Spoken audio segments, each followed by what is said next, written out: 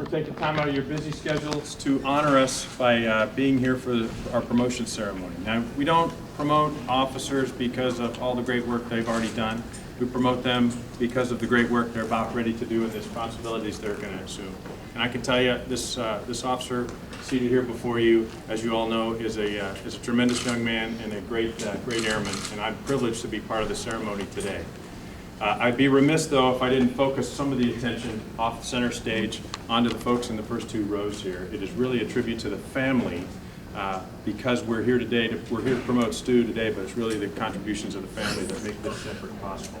So I know we've called you out already, Megan, but Ashton, Evan, Ethan, you guys, you're part of a key, crucial team, and thanks for all the great work you've done. Don't worry, you can't distract me because I have 3 boys myself. It's all part of the Air Force family and the Rubio family adventure. Rob, I know you're incredibly proud today. Joan, I know you're incredibly proud today. Rob, I know you're incredibly proud. It's just, it's really awesome that you're able to join us and to be part of today's ceremony. Elmira, it wouldn't be special without Grandma here, so thank you so very much for being part of today's ceremony.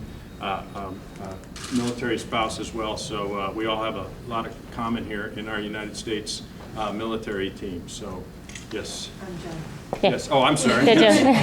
And so thanks again for being here. And the rest of the team, Mark, Kathy, Diane, and Ray, thank you again all for being here and part of today's ceremony. Mr. Parks, thanks for coming. It's great to have all the other family members of our Air Force family here as well joining us to promote Stu. I first met Stu Rubio a little over 3 years ago when we were assigned together at Ramstein Air Base in Germany. But the reason we're here today is because he did a lot of great work way before his time here at the Air Staff as well as Ramstein Air Base, and I'd be remiss if I didn't cover some of that great work that led up to him being promoted to Lieutenant Colonel today. So let me just cover a little bit of a broad brush of his career. We're 15 years into since he got commissioned from the United States Air Force Academy, space operations degree, one of the proud graduates in 1998 of the United States Air Force Academy. I'm envious because I was not an Air Force Academy graduate, so well done, Stu. They weren't quite ready the Air Force wasn't quite ready to send him to pilot training yet, so he stayed on as administrative assistant for about a year there at the Air Force Academy, and he was gainfully employed doing a lot of great work. And I wanted to read you a quote from one of his performance reports from 1999, kind of give you an idea of the work that he's going to do later on in his Air Force career. So Major Daly, your squadron commander, had a quote that said, "My stand-in-the-gap officer," and the multi-diverse mission areas that he's working on and successful in all of them. Wing budget, vehicles, in-processing, stuff that's not necessarily associated with flying airplanes, but you'll see a little later on in my discussion that those things will come in because he's leading people. They'll be more important later on in his career.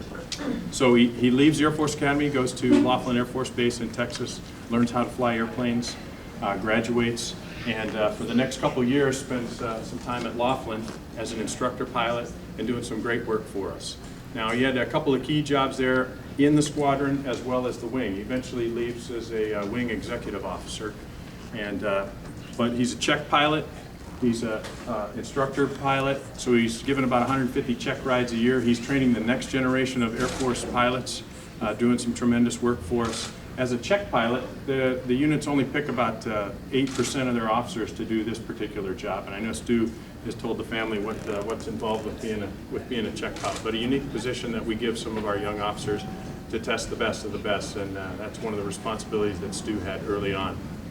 As a wing executive officer, he's one of the top folks in the wing, and his wing commander said that he was top 20% of the 300 officers that served for him at that particular time. Young captain, great stratification, great comments on his performance report. So early on, you could see some great leadership skills in addition to flying airplanes and managing the wing commander's schedule. So he moves on. Now he goes into what some folks would say is the real Air Force. He's already been part of the real Air Force training folks. He moves on to Little Rock Air Force Base, and he puts the C-130 weapon system under his belt and now establishes street credentials in the C-130 business.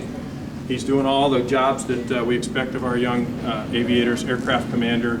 He's a squadron scheduler, he's a flight commander, he's an instructor pilot, all the things that we would expect And he does tremendous work at each one of those. Tremendous job. His first combat experience in the C-130. He deploys for the first time when he's at Little Rock Air Force Base.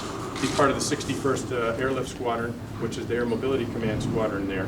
And he does such a great job and gets some good stratifications from his squadron leadership that he moves over to learn how to fly the C-130J, the newest airplane in the fleet, in the mobility fleet. And he moves over to the 41st or 48th Airlift Squadron, and he goes on to become a Ops Group Executive Officer as well. So about 6 years he spent at Little Rock, established his bona fides in the C-130, fleet, evaluator pilot, again, many of the jobs that I mentioned. So huge credentials he's building there. His wing commander, once again, says he's doing great work, and he gets a top 10 out of 106 officers in the squadron stratification.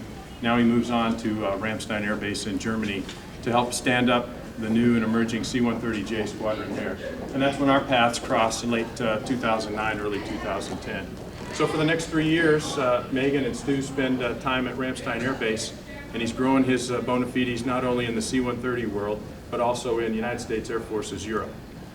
We put Stu to work right away, of course, as the chief of Stanaval. That's the head of all our evaluator pilots. But we also asked him to do some other duties because he had such a broad portfolio and leadership capabilities. So we made him the chief of the wing CAG, and what that does is that's the Commander's Action Group, and that's where he worked directly for me. And he was instrumental, I can tell you, in helping turn over the responsibilities that I used to have as a one-star to the three-star numbered Air Force Command. A lot of administrative work and a lot of responsibilities required, and Stu was the backbone to make that happen. Not only was he my CAG, but he also went on to become the Chief of Wing Safety as a major. The responsibility we don't take lightly in the flying business. Normally those responsibilities are jobs that lieutenant colonels have. But as a young major, we knew that he had the maturity and the breadth and the experience and the operational savvy to turn over the Chief of Wing Safety to him. A large flying, diverse wing, had multiple different aircraft types flying all over Europe, and Stu was that person. I ranked him, when he worked for me, I ranked him as the number 12 of 157 majors. But my successor ranked him number 5 out of 146 majors. So you can detect another trend there, and I'm pretty sure those are just indicative. Those scores are what the other peers besides me thought of young Stu. He won the United States Air Force's Europe Mobility Air Force's Safety Officer of the Year award while he was there at Ramstein, and still able to do the important missions for the nation, flying airplanes. Unfortunately, his services were required when we had to bring Ambassador Stevens' body back to the United States, and so Stu was the mission commander for that mission to Benghazi to bring back the ambassador, as well as the other State Department employees and the survivors.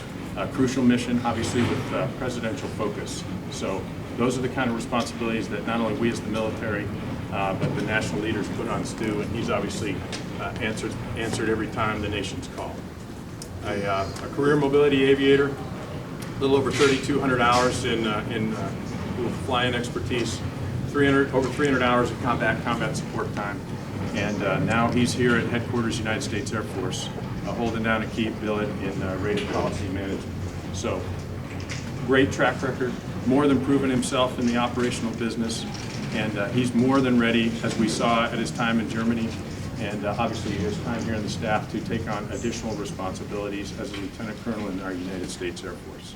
I'm extremely proud to have crossed paths with Stu Rubio during my time in the United States Air Force. It's an honor and a privilege to be here today to be part of his promotion ceremony. And I think you would all agree what Major Daley saw way back when with Lieutenant Rubio, talking about his ability to operate in a strange environment, to do things other than just flying airplanes. Her stand-in-the-gap officer, diverse mission bona fides across budget, vehicles, in processing, you name it. I gave him all kinds of challenges. He overcame those challenges. So it's really, truly a pleasure to be here, and I'm proud to be part of the team. Thanks for asking me to do this, Stu. So, ladies and gentlemen, please rise for the reading of the promotion order. publish the order. Attention to orders. The President of the United States, acting upon the recommendation of the Secretary of the Air Force, has placed special trust and confidence in the patriotism, integrity, and abilities of Major Stuart M. Rubio. In view of these special qualities and his demonstrated potential to serve in the higher grade, Major Rubio is promoted to the grade of Lieutenant Colonel, United States Air Force, effective 1 May 2013, by order of the Secretary of the Air Force.